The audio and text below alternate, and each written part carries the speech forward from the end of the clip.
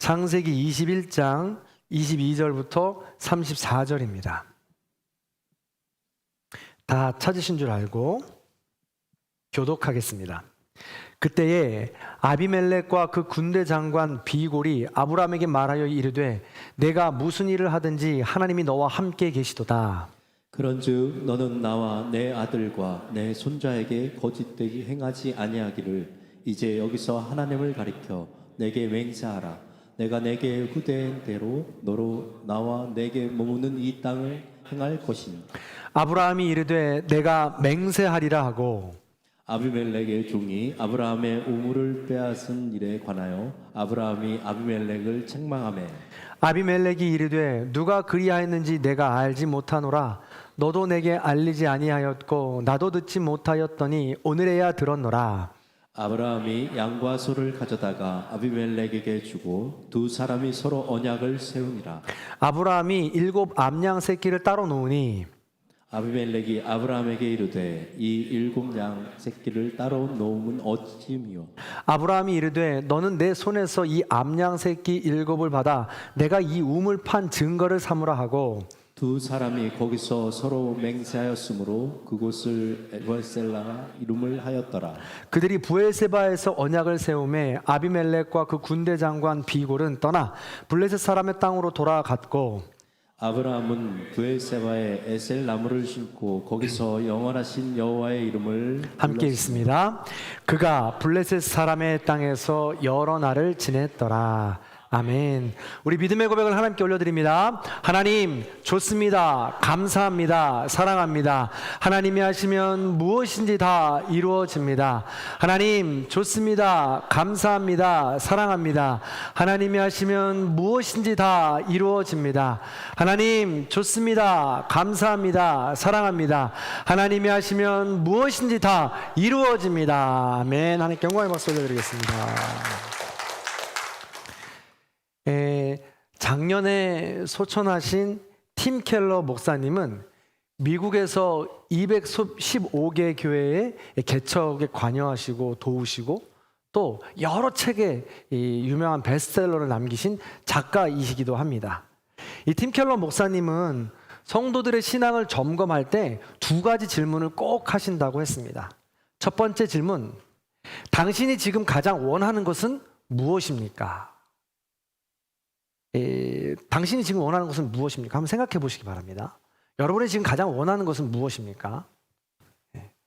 어떤 사람은 이제 매주 이 로또 복권을 사가지고 어떻게 하면 이게 당첨되지 않을까 두근두근 되는 마음으로 기다리지 않습니까?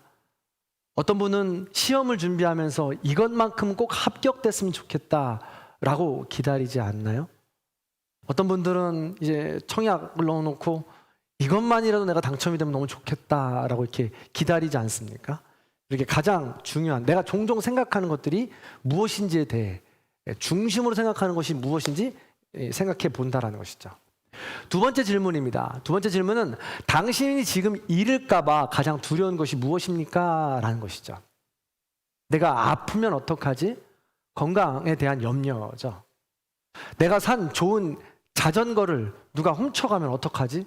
요즘은 자전거도 굉장히 비싸다고 해요. 저도 깜짝 놀랐는데 뭐 200~300만 원짜리도 고가가 아니라고 하더라고요. 근데 그런 자전거를 문 앞에 내어놓으면 누가 훔쳐갈까? 이게 두렵고 떠는 거죠. 또 좋은 차를 사면 누가 내 차를 긁고 가지는 않을까? 염려하는 겁니다. 그래서 가장 잃을까 봐 두려운 게 무엇일까? 내가 이만큼 이 자리에 올라왔는데 이 자리를 한순간에 뺏기면 어떡하나? 라는 이런 두려움 등이 우리에게 있다는 것입니다. 이런 질문들을 우리 성도님들에게 하면 가장 먼저 떠오르고 또 생각나는 것이 무엇인지 이것이 바로 우리의 신앙을 점검하는 척도가 되더라라는 것입니다. 목사님은 이 질문에 대한 대답이 우리 신앙의 현 주소다라고 이야기합니다. 그래서 그 대답이 그 무엇보다도 우리의 우상이 될 수 있다라는 것이죠. 우리는 신앙인으로서 주 예수 그리스도 한 분이면 됩니다. 주님 한 분이면 만족합니다 라고 고백하며 살아가지만 실제로 그러냐라는 것이죠. 예수 그리스도 한 분만을 나의 주인으로 고백한다는 것은 영생의 삶을 꿈꾸며 살아가는 것과 똑같습니다. 왜요? 예수 그리스도께서 죽을 수밖에 없는 우리를 위해서 이 땅에 오셨고 우리를 위해서 십자가에 달려 죽으심으로 우리의 삶을 영원한 삶으로 잇대어 주셨습니다. 그러므로 하나님께서는 그 예수를 믿고 영원한 생명을 믿고 의지하며 나아갈 때 생명은 물론 이거려니와 그 이외의 모든 것도 더하여 주신다고 약속해 주셨습니다. 먼저 그의 나라와 의를 구하라. 그리하면 이 모든 것을 너희에게 더하여 주시리라 라고 말씀하시면서 가장 중요하게 생각하는 것이 무엇인지 늘 점검하라는 것이죠. 신앙의 현 주소를 점검하라는 것입니다. 이것이 바로 믿음으로 사는 삶입니다. 이것이 바로 신앙 점검입니다. 이것이 바로 그리스도의 장성한 분량에까지 걸어가는 그리스도인의 삶이라는 것이죠. 이걸 다른 말로 우리는 믿음, 신앙, 그리고 지난 시간에 이야기했던 생각의 틀이라고 이야기할 수 있습니다. 늘 우리는 거기에 갇혀 있지 말고 깨고 나와서 더 큰 확장으로 나아가야 된다는 것입니다. 이게 바로 신앙인의 모습이다라는 것이죠. 자, 그렇다면 아브라함을 보시기 바랍니다. 우리가 지금 창세기 12장부터 오늘까지 아브라함을 나누고 있는데 다음 장이면 아브라함 이야기가 마무리됩니다. 그렇다라고 했을 때 창세기 강의 아브라함 이야기를 우리가 기억하면서 아브라함의 신앙은 어떤 삶인가? 아브라함은 어떤 신앙의 여정을 걸어왔는가? 그리고 아브라함의 신앙의 지금 자리, 현 주소는 어디인가? 우리는 돌아볼 수 있어야 된다는 겁니다. 그리고 그 아브라함의 삶을 나의 삶으로 가지고 와서 나의 삶의 현 주소는 어딘가? 나의 생각의 틀은 어디에 지금 머물러 있는가? 이걸 점검해야 된다는 것입니다. 그럴 때 하나님께서는 우리를 계속해서 더 깊은 자리로 부르시고 계신데 나는 뻗ing기고 있지는 않는지 아멘으로 순종하며 잘 걸어가고 있지 않은지 우리가 한번 나누어 보자라는 것입니다. 자, 오늘 말씀을 통해서 아브라함은 어디를 걸어가고 있는지 한번 살펴보겠습니다. 생각해 보세요. 아브라함이 갈대아 우르에서 하나님을 모르는 우상을 섬기는 삶을 살았습니다.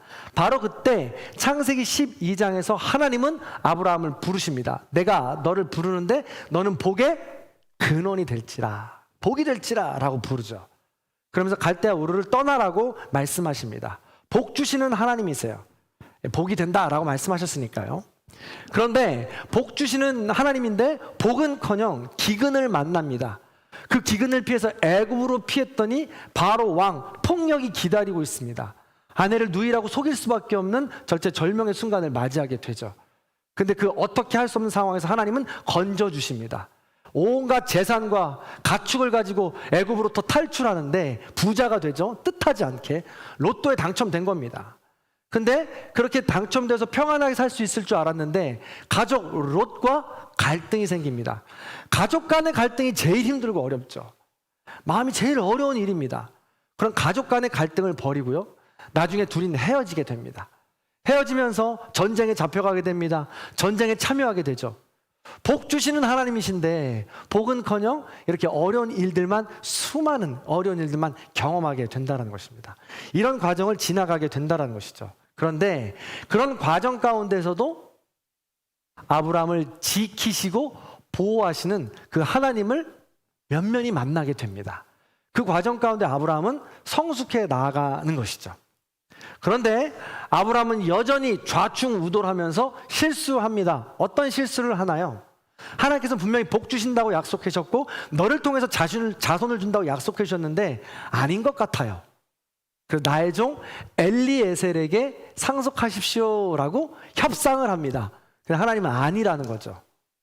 또 사라도 마찬가지입니다. 나의 태는 거의 다친 것 같으니 여종 하가를 통해서 이스마엘을 얻으십시오, 자손을 이어가십시오 하고 세상의 방법을 쓰지요. 근데 하나님은 그것도 아니라고 하십니다. 마지막으로 천사의 모습으로 하고 오셔서 내년 이맘때쯤에 너 아들을 낳을 건데 이삭이라고 해 라고 이야기하는데도 불구하고 아브라함과 사라는 비웃습니다. 불가능하다라는 것이죠. 그때 하나님은 찾아오셔서 아브라함과 사라에게 정말 이삭을 주십니다. 생명을 주시죠. 그때 하나님을 뭐라고 고백하냐면 전능하신 하나님이라고 고백하는 겁니다. 은혜를 주시는 것이죠. 은혜가 무엇입니까? 받을 자격이 없는 사람이 받는 겁니다. 받을 능력이 없는 사람이 받는 겁니다. 받을 상황이 아닌데 받는 것입니다. 그게 바로 은혜죠. 그게 바로 이삭이었던 거예요. 하나님은 그렇게 전능하신 하나님으로 우리에게 은혜를 베풀어 주시는 하나님입니다. 그렇게 이삭을 만나면서 전능하신 하나님을 지금 아브라함은 만나는 것이죠. 그래서 더 깊이 하나님의 신앙의 단계를 나아가게 되는 것입니다. 하나님을 만나는 그런 삶을 살아가게 된다는 것이죠. 아브라함의 신앙 여정은 여기서 끝이 아닙니다. 코끝에 숨이 붙어있는 한, 살아있는 한, 그것은 계속 현재 진행형입니다. 그렇다면 아브라함은 지금 어디쯤 걸어가고 있을까요? 그리고 그 다음 만나야 될 하나님은 어떤 하나님일까요? 오늘 본문 말씀에 그 해답이 있습니다. 우리가 만나야 될 하나님이 바로 여기에 있다는 것이죠. 잘 따라오시기 바랍니다. 자, 먼저 오늘 본문 22절입니다. 자, 22절의 말씀을 읽어봅니다. 시작. 그 군대 장관 비골이 아브라함에게 말하여 이르되 내가 무슨 일을 하든지 하나님이 너와 함께 계시도다. 아멘. 그때 성경을 읽으실 때 이런 단어들이 굉장히 중요합니다. 그때. 그럼 그때가 언제인지 그 전에 뭐가 있었던 거거든요. 그때를 한번 계산해 봐야 되는 거죠. 네, 성경에 또 그러므로라는 단어를 있습니다. 그 전에 뭔 일이 있었다는 이야기거든요. 그걸 한번 되짚어 봐야 되는 것이죠. 그렇다면 그때가 언제일까라는 것입니다. 바로 전 사건을 되어 올라가다 보니까 이삭이 젖을 때입니다. 그래서 아브라함이 큰 잔치를 배설한 때이죠. 그런데 지난주에 말씀을 나눴을 때 이삭이 젖을 때 했을 때, 그 고대 근동에 젖됐을 때 나이가 몇 살 때라고 이야기했죠? 혹시 기억나십니까? 그렇습니다. 3살입니다. 그때는 3살 때쯤에 모유를 떼었다고 이야기했죠. 그러니까 3년이 지난 겁니다. 근데 오늘 본문에 보니까 갑자기 아비멜렉이 등장하죠. 그렇기 때문에 그때를 해석하려면 이 아비멜렉의 등장과 지난 시간에 젖을 뗀 시간과 우리 함께 비교해 봐야 돼요. 그래서 아비멜렉이 뜬금없이 등장했으니까. 근데 아비멜렉을 처음 만났을 때가 언제예요? 우리가 기억을 되짚어 보면 아브라함이 아비멜렉을 처음 만났을 때는 아브라함이 소돔과 고모라가 유황불로 멸망되는 것을 지켜보다가 허무함과 하나님을 향한 원망의 마음을 가지고, 허망한 마음을 가지고 그 도시를 헤브론을 떠날 때입니다. 그리고 그랄에 도착했을 때죠. 그랄에 도착하니까 그 땅의 왕 아비멜렉이 기다리고 있었던 겁니다. 그 아비멜렉에 무서워서 아브라함이 아내 사라를 누이라고 속이고 팔아버린 만남이 첫 만남이었던 거죠. 그런데 아비멜렉의 꿈에 하나님이 나타나셔서 그 아내를 돌려보내라 라고 아주 혼이 나죠. 그러면서 그 그랄 민족 모든 태를 닫아버렸습니다. 하나님께서 보내지 않으면 아이를 낳을 수 없다는 거죠. 완전 저주 아닙니까? 그런데 보냈습니다. 그래서 태가 다시 열리게 되고 아비멜렉과 아브라함은 헤어지게 됩니다. 그렇게 헤어진 지 몇 년이라고요 지금? 3년이라고요. 3년이 지나고 지금 뜬금없이 아비멜렉과 아브라함이 다시 만나고 있는 겁니다. 그런데 아브라함과 아비멜렉이 이렇게 뜬금없이 만나서 뭐라고 이야기하냐면 오늘 22절에 네가 무슨 일을 하든지 하나님이 너와 함께 할 것이다 라고 이야기합니다. 아비멜렉이 3년 만에 갑자기 나타나서 너가 하나님이 함께 하실 것이다 라고 이야기를 하는 것이죠. 전혀 하나님을 모르는 사람이 말입니다. 왜 그럴까? 어떤 일이 있는 것일까? 사실은요, 아브라함과 아비멜렉의 이 강력한 첫 만남 이후에 아비멜렉은 계속 3년 동안 영향을 받고 있었던 것입니다. 아브라함의 삶을 면면히 살피고 있었던 것이죠. 아비멜렉은 한 나라의 왕입니다. 그러므로 왕과 권력을 가진 사람들의 가장 큰 재산이 뭡니까? 뭔지 아세요? 정보입니다. 우리나라도 이제 국가 정보원, 국정원이 있는 것처럼 정보를 많이 소유한 사람이 권력을 소유한 거 아니겠어요? 그래서 상상해 보시기 바랍니다. 아비멜렉은 국정원을 운영했을 거예요. 그리고 꿈에서 나타났던 하나님을 섬기는 그 아브라함이 어떤 사람인지 알아보라고 했을 겁니다. 그리고 3년 동안 그가 어떻게 살아가고 있는지 면면히 조사했을 것이다 라는 것이죠. 그러니까 아비멜렉이 알아보니까 아브라함이 어떤 사람이에요? 사실은 갈대아 우르 도시에서 살던 사람입니다. 거기서 하나님이라는 분의 음성을 듣더니 이 가나안 땅으로 넘어왔던 사람이죠. 그냥 사는 것이 아니에요. 기근, 만나서 애굽으로 도망, 제가 방금 말씀드렸던 그 일련의 상황들을 다 겪은 것이죠. 이 이야기를 다 보고 봤습니다. 그런데 아비멜렉이 듣자 하니까 이 삶이 심상치 않고 범상치 않은 것이죠. 그의 삶의 기준이 남다르다는 것입니다. 근데 더 나아가서 어떤 일이 벌어져요? 분명 사라가 아들을 낳을 수 없는데, 자녀를 낳을 수 없는 사람인데 듣자 하니까 아들을 낳기도 하고 3년이 되어서 큰 잔치를 베풀었다라고 이야기하는 겁니다. 그러면서 아비멜렉은 큰 영향을 받고 있어서 아브라함에게 찾아와서 언약을 맺자고 하는 거예요. 오늘 읽지 않겠지만 무슨 언약이냐면, 이제 앞으로 우리 민족을 향해서 거짓말하지 말고 축복해다오 라는 메시지를 가지고 온 거예요. 이게 웬일입니까? 한 나라의 왕이 한 부족의 그냥 부족장에게 찾아와서 우리를 축복해달라고, 우리에게 앞으로는 너 나에게 거짓말했던 것처럼, 사라를 누이라고 속였던 그런 거짓말했던 것처럼 앞으로 그런 거짓말 좀 하지 말아다고 하고선 지금 약속해달라고, 지금 언약을 맺어달라고 찾아온 거라고요. 굉장히 지금 재미있는 상황이다라는 것이죠. 불가능한데 말입니다. 이렇게 보니까 세상 상식으로 놀라운 것은요, 계속해서 보면 볼수록 놀라운 것은 하갈과 이스마엘은 이 당시에 따지자면 재산입니다. 그리고 특별히 이스마엘은 아들이잖아요. 16살, 17살, 18살이라고 했습니다. 이제 곧 청년이 됩니다. 그러면 그 당시에 아들은 재산이자 국방력입니다. 노동력입니다. 그럼 그 아들이 이 부족에 얼마나 큰 영향력을 끼칠까라는 것이죠. 그럼에도 불구하고 그런 아들과 그 아내를 버려버린 거예요. 이런 이야기를 계속 들으니까 아비멜렉이 신기한 거죠. 놀라운 거죠. 도대체 그의 기준은, 그의 선택의 기준, 삶의 기준은 무엇인가라고 궁금했던 것입니다. 그래서 지금 찾아온 것이죠. 성도 여러분, 그렇습니다. 우리 신앙의 단계를 점검해 보시기 바랍니다. 그래서 점검할 때 아브라함의 삶만을 우리가 살펴보면, 돋보기로 살펴보면 오르락내리락 힘들고 어려운 고난과 역경도 있고 하나님을 만나는 삶으로 다시 올라오기도 하지만, 그렇게 힘든 삶을 살아가기도 하지만 나도 모르게 그런 삶은 누군가에게 큰 영향력을 끼치고 있더라는 것입니다. 그게 바로 올바른 신앙의 길이라는 것이죠. 그렇다라고 했을 때 여러분의 삶 가운데 신앙을 점검하게 될 때 여러분의 신앙의 길에, 길목에서 지금 누군가에게 어떤 영향력을 주고 있느냐라는 것이죠.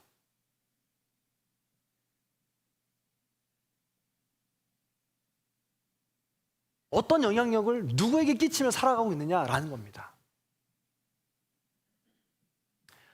아브라함이 이 길을 너무 잘 깊게 또 넓게 높게 걸어가고 있는지 보여주는 장면이 오늘 곳곳에 있습니다. 자, 첫 번째입니다. 그렇게 선한 영향력, 신앙의 높은 단계를 이루는 거 어디쯤인가 보여주는데요. 첫 번째로는 용기 있는 모습입니다. 생각해 보세요. 놀라운 것은 우리가 아비멜렉을 처음 만났을 때 누가 뭐라고 한 것도 아닌데 아브라함이 지레 겁먹고 자기 아내를 누이라고 속여서 먼저 팔아버렸습니다. 근데 오늘 아비멜렉을 처음 찾아왔던 아비멜렉을 만나고 아브라함이 하는 대답을 보세요. 기가 막힙니다. 자, 25절입니다. 같이 한번 읽어볼게요. 읽습니다. 시작. 아비멜렉의 종들이 아브라함의 우물을 빼앗은 일에 관하여 아브라함이 아비멜렉을 책망하매. 아멘. 지금 아비멜렉이 아브라함을 찾아왔을 때 그냥 찾아온 게 아니에요. 혼자 온 게 아닙니다. 누구랑 같이 왔대요? 비골, 군대 장관 비골이랑 같이 왔다는 거예요.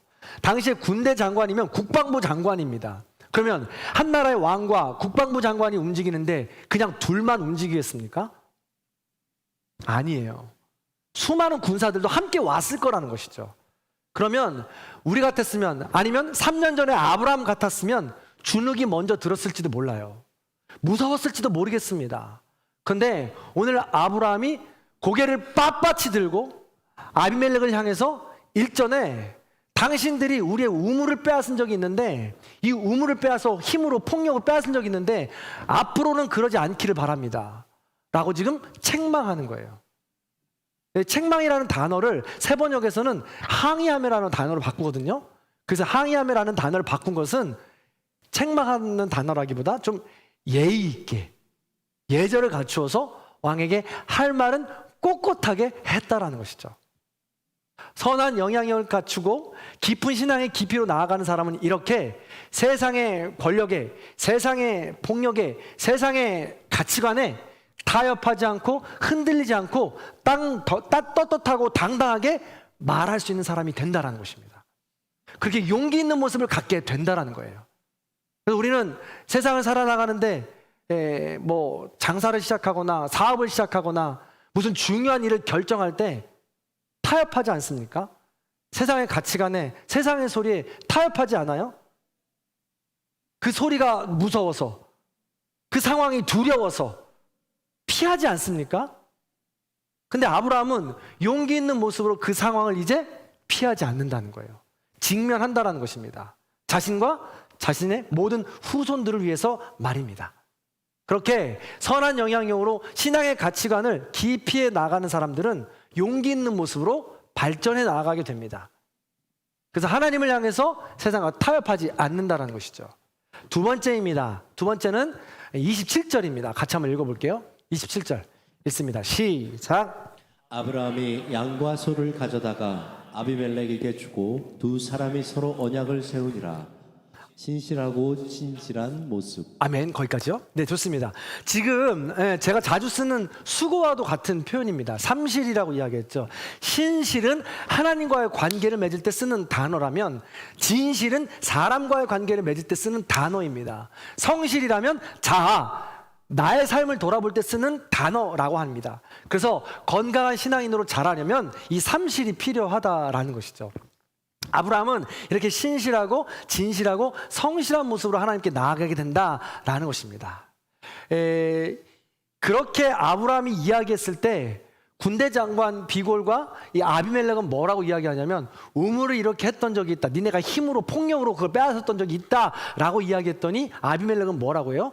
한 나라의 왕인데 발뺌을 하고 핑계를 댑니다. 야, 그거 내가 모르는 일이야.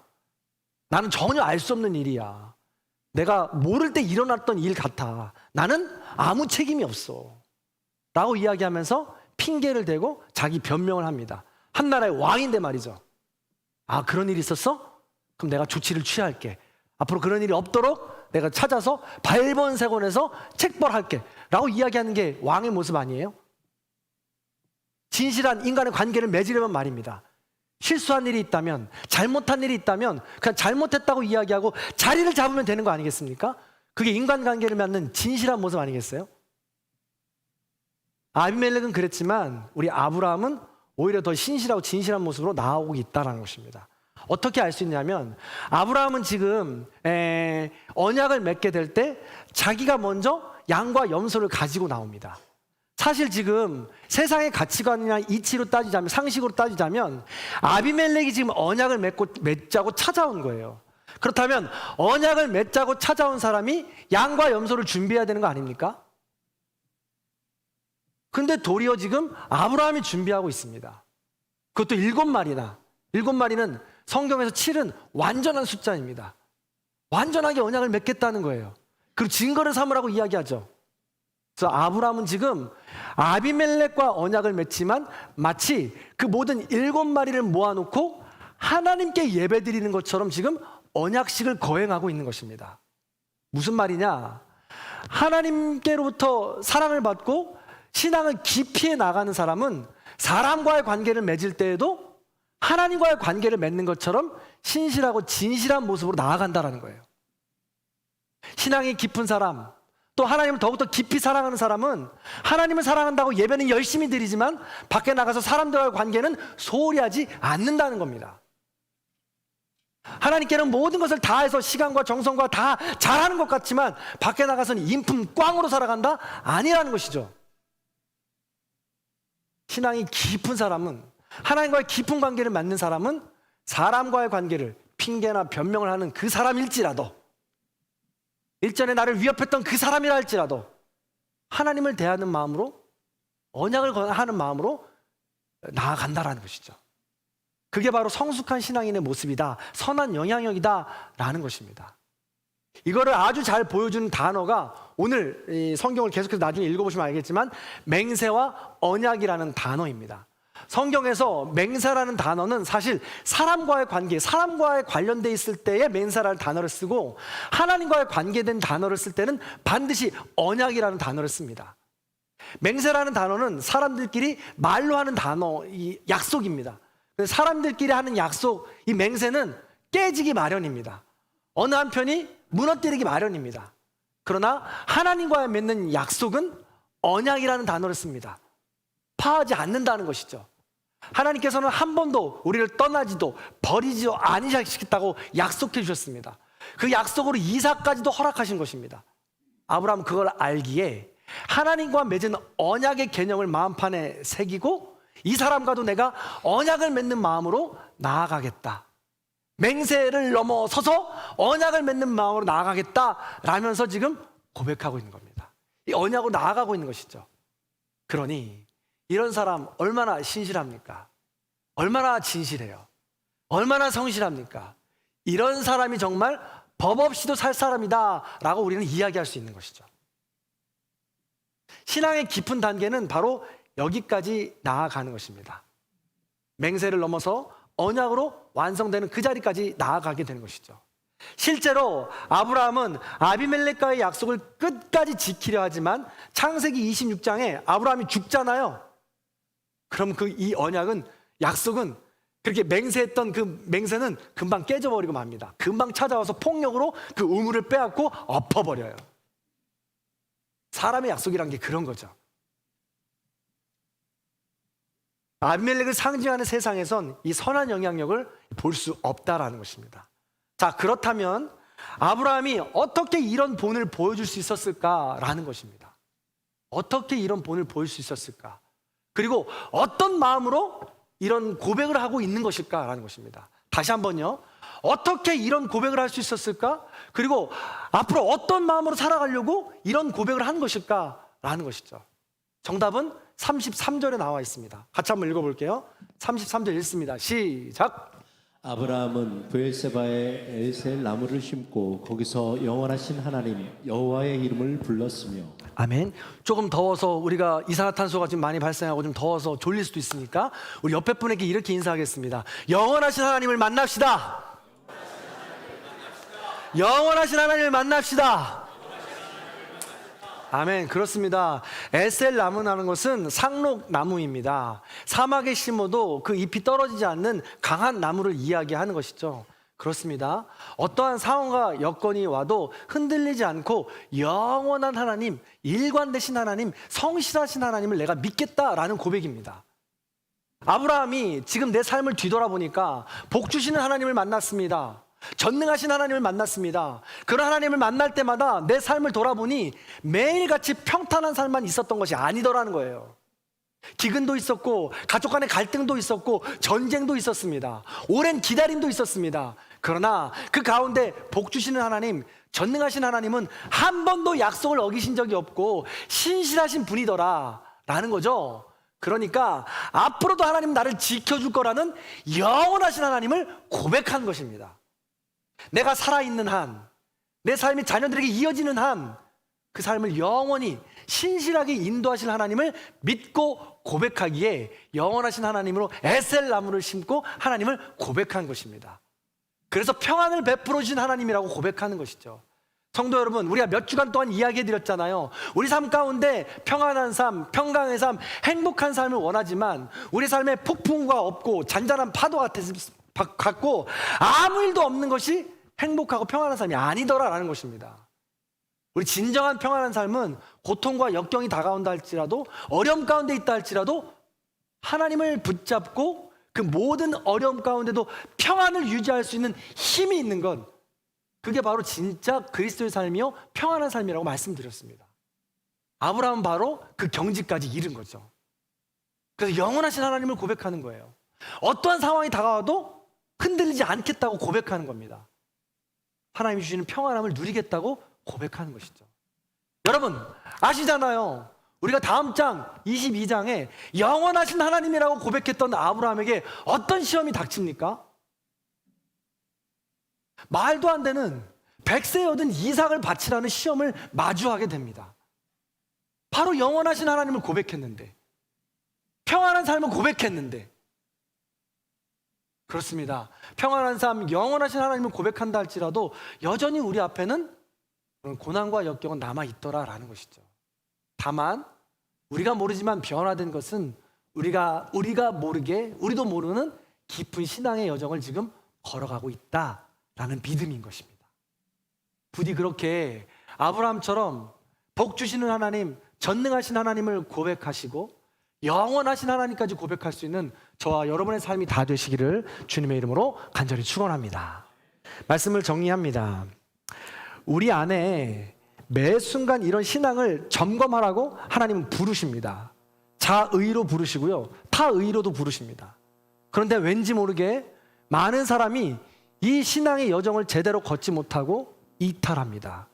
하나님은 버리지 않겠다고, 떠나지 않겠다고 약속하시는데 왠지 모르지만, 어떤 고난과 역경인지 모르지만 그 역경 가운데 떠날 때가 많이 있다는 것이죠. 그러나 우리가 반드시 기억해야 될 것은, 복 주시는 하나님, 전능하신 하나님은 어떠한 상황과 여건 가운데도 우리를 포기하지 않으시고 기다리신다는 겁니다. 그리고 올바른 길로 인도하신다는 겁니다. 그래서 우리가 해야 될 일은 끝까지 영원하신 하나님을 믿고 의지하며 세상이 주는 평안함이 아니라 하나님이 주는 평안함으로 다시 일어서야 되는 겁니다. 그러면 지금 순간 당하고 있는 어려움이 있다 할지라도 그 어두운 터널을 지나보면 우린 광명을 맞이할 수 있고, 그 폭풍우를 지나고 나면 우린 잔잔한 파도도 만날 수 있게 되는 것입니다. 그래서 그 길, 영원하신 하나님을 고백하고 세상이 줄 수 없는 평안을 누리시기를 간절히 축원합니다. 우리가 이 시간 함께 마지막으로 나누고 싶은 이야기가 있습니다. 여러분들 다들 아시겠지만 죄송합니다. 오늘 방문하시거나 또 처음 들으신 분들에겐 죄송하지만 우리 교회에 지금 중차대한 기도 제목이 있습니다. 우리 황지영 집사님께서 지난 개천절날 심정지가 와서 쓰러지셔서 며칠 동안 심장에 이 치료를 하셔서 심장은 돌아오셨었는데, 뇌까지 이것이 전이 되어지고 뇌까지 정지가 되는 바람에 우리 심장을 치료하고 뇌 치료하는 이 과정을 지금 기다렸더랬습니다. 그런데 심장은 잘 치료했다 해서 감사했는데 막상 저체온 치료와 수면 치료를 끝내고 잠을 깨어보니까 뇌가 다 망가졌습니다. 기능을 잃었어요. 그래서 지금 뇌사 상태에 있습니다. 그리고 이 뇌 기능이 살려서 더 떨어지다 보니까 심장까지도 지금 더 어려워져서 자가 호흡이 불가능한 상태입니다. 이런 과정 가운데 황정 집사님 지금 누구보다도 어렵고 힘든 어두운 터널을 지나고 계시고, 함께한 우리 신대호 집사님 남편과 우리 신승민 20살 청년이죠. 아들은 몹시 힘들고 어려운 시간을 보내고 있습니다. 우리가 함께 기도했으면 좋겠습니다. 제가 목사로서 또 한 교회를 지금 함께 섬기는 자로서 이 시간이 굉장히 어렵고 어려운데요. 그럼에도 불구하고 우리가 기억해야 할 것은, 함께 슬퍼하지만 우리가 좌절과 절망 가운데 머물러 있어서는 안 된다는 것입니다. 복 주시는 하나님, 전능하신 하나님께서 뜻하지 않은 기근과 절망 가운데 우리를 인도하시지만, 하나님은 그 과정 가운데 더 눈을 들어 하나님을 바라보기를 원하시고 영원하신 하나님을 고백하는 그 과정까지 이르기를 원하시는 것입니다. 황정 집사님께서 왜 그렇게 지금 어려운 상황에 처했는지 그 누구도 알지 못하고 그 누구도 판단해서는 안 됩니다. 생명의 주관자는 하나님이시고 그 모든 것은 하나님의 섭리이기 때문에 그렇습니다. 다만 우리가 해야 될 것은 간절히 기도하는 것입니다. 선하시고 바른 길로 인도하시는 하나님께서는 이 과정을 통해서라도 그 과정을 올바른 길로 인도하실 것이고 우리 교회를 더 깊은 자리로 인도하실 것이기 때문입니다. 저는 확신합니다. 믿습니다. 그렇게 하나님께서 우리 교회에 이 과정을 잘 지나라고 중보자로 불러주셨고 함께 기도하라고 불러주신 것입니다. 그래 함께 우리는 기도해야 되는 것이죠. 승민이 말할 때, 정확히 승민이 말할 때 저는 저희 아버지가 돌아가셨습니다. 그래서 그런지 지금 이 시간이 남일 같지 않습니다. 그 당시를 자꾸 잊어버리려 하는데 승민이를 통해서, 이 가정의 일을 통해서 그날의 감정이 다시 지금 올라옵니다. 누가 말을 해도 들리지 않습니다. 물속에서 지내는 것 같아요. 아버지를 집에 모셨었는데, 장례를 집에서 치렀었는데 안방으로 들어오는 따스한 햇살이 아파요. 따뜻하지 않습니다. 너무 아프고 시간이 멈춰 있는 것 같습니다. 장례가 끝난 모든 시간이 무섭습니다. 허전합니다. 우리는 아무것도 잘못한 일이 없는 것 같은데 세상은 그대로 돌아가고, 돌아가는 세상은 아무 일도 없었다는 듯이 계속해서 우리에게 일상을 살아가라고 강요합니다. 너무나도 힘든 시간이었죠. 그럼에도 불구하고 하나님을 놓치지 않을 수 있었던 것은, 수개월 동안 식음을 전폐하고 힘든 시간을 보낸 어머니가 다시 일어날 수 있었던 것은 우리 믿음의 동역자들 때문이었습니다. 함께 중보하며 일어날 수 있었고, 복 주시는 하나님, 전능하신 하나님, 내가 어떻게 이런 은혜를 받고 살아갈 수 있을까 하는 그런 하나님을 만나면서 우리 가정은 다시 일어날 수 있었습니다. 이런 경험을, 이런 상처를, 이런 아픔을 먼저 겪고 보니 우리 승민이 가정도 지금 이런 시간을 지나고 있는 것입니다. 그래서 22년 전, 3년 전에 그 일을 내가 기억하고 보니 우리 승민이의 가정도 22년, 23년을 지나도 복 주시는 하나님, 전능하신 하나님, 영원하신 하나님을 고백할 수 있는 그런 장이 펼쳐졌다라고 우리가 생각하자라는 것이죠. 믿음으로 고백하자라는 것입니다. 그러므로 우리야말로 지금 낙담하면 안 되고요, 절망하면 안 되고요, 그 가정을 위해서 끝까지 기도해야 합니다. 자가호흡이 돌아올 수 있도록 우리가 기도해야 하고, 일어나 걷고 뛰며, 우리 장로님 기도하신 대로 일어나 걷고 뛰며 다시 한번 우리 곁으로 와 예배 드릴 수 있도록 우리 마지막까지 기도해야 합니다. 그러나 우리의 원대로 마옵시고 하나님의 원대로 하시옵소서 라는 제목을 가지고 기도하면서 이 어두운 터널을 하나님의 뜻 가운데 이겨나가기를 기도해야 된다는 것입니다. 부디 오늘 말씀을 기억하시면서 우리의 신앙과 우리의 가정을 돌아보시고, 우리 황정 집사님의 가정을 위해서도 간절하게 기도해 주시기 바랍니다. 그리고 가까운, 정말 지난주에라도 우리가 함께 설거지도 하고 점심도 먹고 함께 예배도 드렸던 그런 사람들이 힘들고 어려운 시간을 겪는다는 것은 그만큼 나의 아픔으로 다가오는 거예요. 그러면 남의 일이 아니라 나의 일처럼 느껴지는 그 순간이 하나님께서는 그 감정을 함께 느끼며 하나님을 향해 바라보고 깨달으라는 것입니다. 그렇게 이 일을 통하여 하나님께서 말씀하신 뜻을 깨닫고 하나님께로 나아갈 수 있도록 도와주시옵소서. 그런 마음 가지고 우리가 찬양하고 기도했으면 좋겠습니다. 오늘 이 찬양이요, 그런 가사를 담고 있습니다. 우리 고백을 담고 있습니다. 이 찬양을 할 때 나의 고백이요, 우리 가정의 고백이며 우리 황정 집사님의 가정의 고백이 될 수 있도록 위해서 중보하는 마음으로 함께 찬양하고 기도하겠습니다.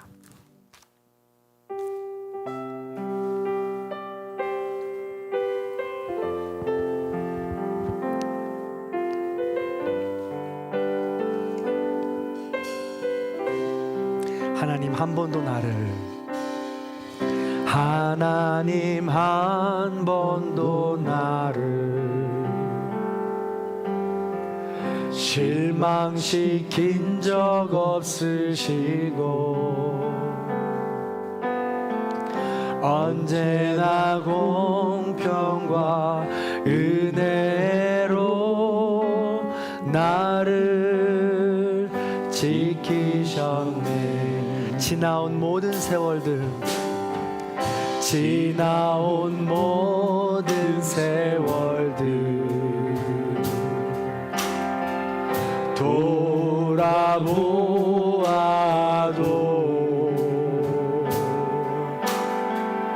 그 어느 것 하나 주의 손길 안 미친 것 전혀 없네. 오 신실하신 주, 오 신실하신 주, 오 신실하신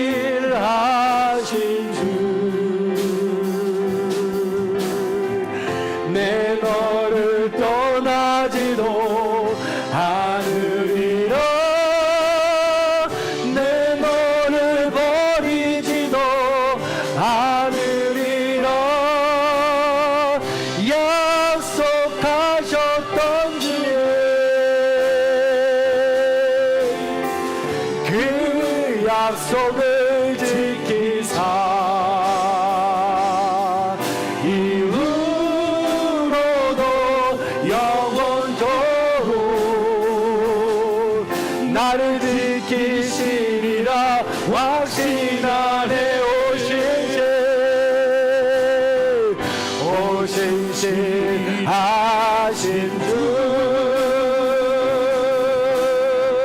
오 신실하신 주, 내 너를 떠나지도 않으리라, 내 너를 버리지도 않으리라, 약속하셨던 주님, 그 약속을 지키사 이후로도 영원토록 나를 지키시리라. 우리 마지막으로 한 번 더 찬양합니다. 오 신실하신 주, 오 신실하신 주, 오 신실하신 주, 내 너를 떠나지도 않으리라, 내 너를 버리지도 않으리라, 약속하셨던 주님, 그 약속을 지키사 이후로도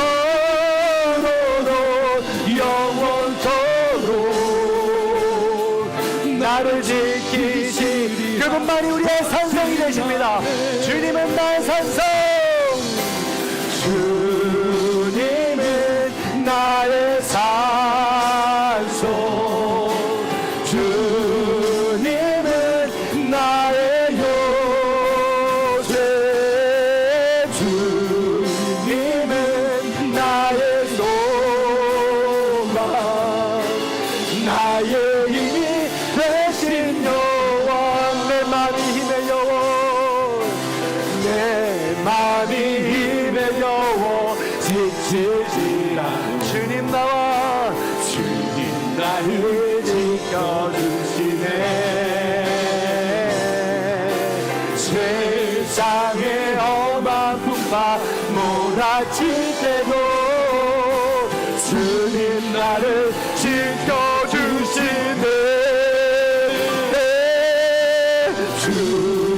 주님은 나의 산소, 주님은 나의 요새,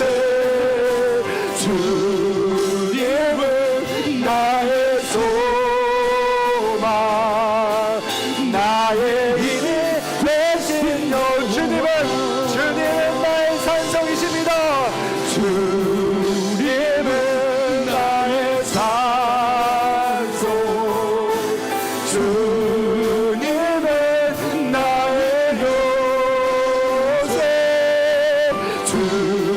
주님은 나의 소망, 나의 힘이 되신 여호와.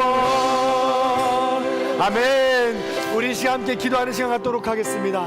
우리의 삶 가운데 고난과 역경이 찾아온다 할지라도 복 주시는 하나님, 전능하신 하나님, 영원하신 하나님을 고백하는 삶이 될 수 있도록 인도하여 주옵소서. 어떠한 고난과 역경 가운데도 흔들리지 않고 오직 주님만 바라보는 삶이 될 수 있도록 인도하여 주옵소서. 좌절과 절망 가운데도 다시 일어나는 삶이 될 수 있도록 인도하여 주시옵소서. 그렇게 이런 기도 제목 가지고 나와 우리 가족을 위해서 기도해 주시고, 특별히 지금 어두운 터널을 지나고 있는 우리 황정 집사님 가정을 위해서 기도해 주시기 바랍니다.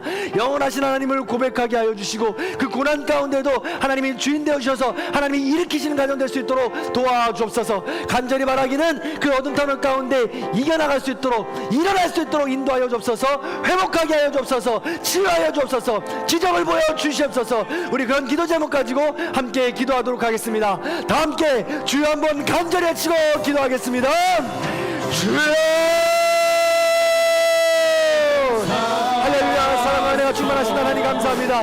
하나님께서 우리에게 복 주시기 위하여 우리에게 전능하신 하나님 만나시기 위하여 우리에게 은혜를 베풀어 주시고자 우리를 불러주신 줄로 믿습니다. 아버지 하나님, 우리 삶 가운데 여전히 고난과 역경이 있습니다. 말할 수 없는 아픔과 고통이 있습니다. 그럼에도 불구하고 하나님께서 우리를 불러주시고 다시 한 번 더 일어나게 하신 줄로 믿습니다. 하나님 도와주시옵소서. 하나님 은혜를 베풀어 주시옵소서. 다시금 일어날 수 있도록 인도하여 주시고 다시 한 번 더 기적을 맛볼 수 있도록 인도하여 주소서. 우리와 함께 봉사하고 우리 함께 하나님을 찬양하고 우리 함께 하나님을 예배하던 그 모습을 잊지 않도록 인도하여 주시고 다시금 하나님을 바라보고 한명의 위치로 일어날 수 있도록 주님 도와주시기를 간절히 바라옵나이다. 아버지 하나님이여, 가족이 어떻게 주옵소서. 절망 가운데 있는 아들에게 남겨 주셔서 생명을 가지고 일어날 수 있도록 인도하여 주옵소서. 버틸만한 언덕이 사라집니다. 아버지 가질만한 우산이 사라집니다. 아버지 승리를 붙잡아 주시옵소서. 우리 신대 의사도 붙잡아 주시옵소서. 아멘을 읽는 슬픔과 아픔 가운데 무엇을 할지 모르고 아버지 하나님 남자의 그 아픈 슬픔은 그 울음소리는 너무나도 가슴이 아픕니다. 아버지 하나님 붙잡아 주셔서 새로운 힘으로 일어날 수 있도록 인도해주시고 하나님 여러분들 거룩한 삶을 살도록 인도하여 주시옵소서. 간절히 기도하게 하여 주시고 하나님 능력을 드릴 수 있는 거룩한 삶을 인도하여 주셔서 아버지 하나님 우리는 할 수 없습니다. 간절히 기도합니다. 기적을 목격합니다. 우리에게 치유의 은혜를 허락하여 주셔서 우리에게 너무 치유의 은혜를 허락하여 주셔서 우리 것이 아니라 할지라도 치유를 받았음을 주하는 모든 질병도 내려고 있는 모든 성도들에게 은혜를 베풀어 주셔서 다시 한번 위한 경기를 수 있도록 인도하여 주시옵소서. 사랑과 은혜가 풍성하신 하나님 감사합니다. 하나님은 여전히 우리를 사랑하셔서 떠나지도 않고 버리지도 않겠다고 약속해 주셨습니다. 그 하나님의 언약을 마음판에 굳건히 새길 수 있도록 인도하여 주시옵소서. 세상의 고난과 역경 가운데 우리는 날마다 흔들립니다.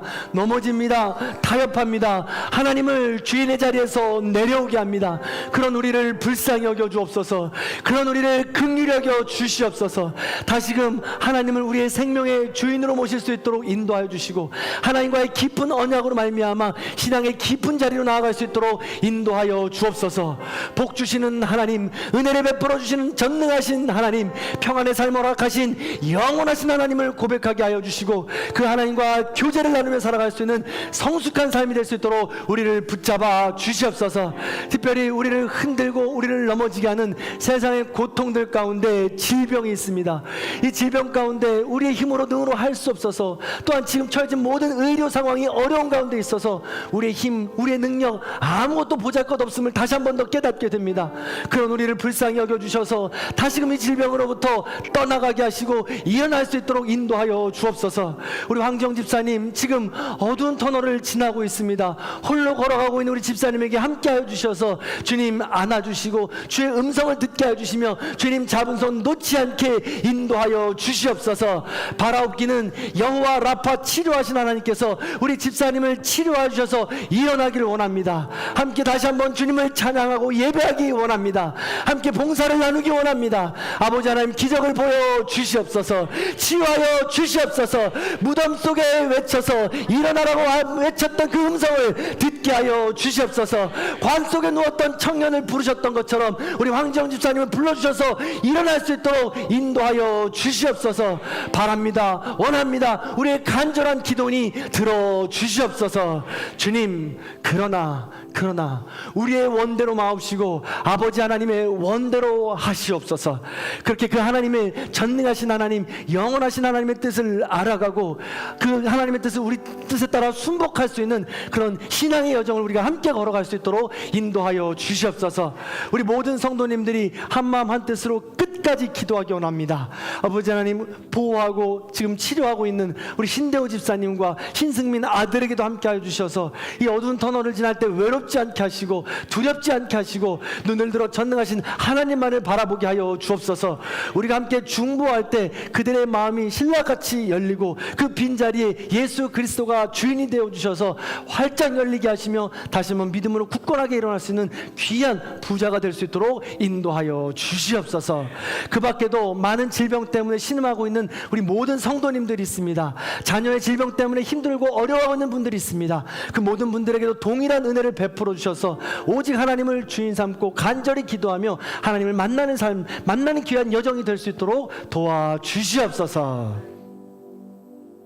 지금은 우리 주 예수 그리스도의 은혜와 하나님 아버지의 극진하신 사랑과 성령님의 감동 교통하심의 역사가 복 주시는 하나님, 전능하신 하나님, 영원하신 하나님을 믿음으로 고백하고 신앙의 단계를 걸어가기를 결단하는 우리 모든 성도님들 머리 위에, 원근 각처 터져 있는 자녀들과 부모님들, 이 나라 이 민족 위에, 그리고 지금도 질병 때문에 신음하고 있는 주님의 모든 백성들 머리 위에 이제로부터 영원토록 함께 하시기를 간절히 축원하옵나이다. 아멘.